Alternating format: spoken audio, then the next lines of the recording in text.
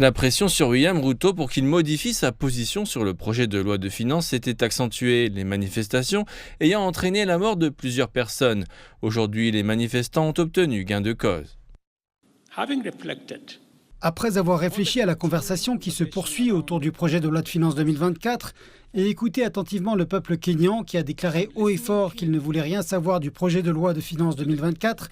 je concède que je ne signerai pas le projet de loi de finances 2024 et qu'il sera par la suite retiré.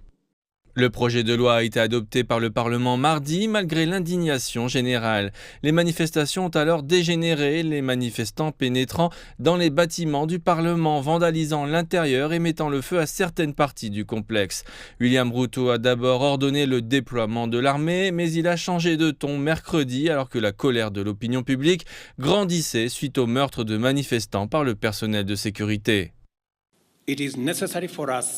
Je propose également que le Parlement, le pouvoir judiciaire et les gouvernements des comtés, en collaboration avec le Trésor national, procèdent à des restrictions budgétaires et à des mesures d'austérité pour s'assurer que nous vivons selon nos moyens, en respectant le message très fort qui vient du peuple kényan.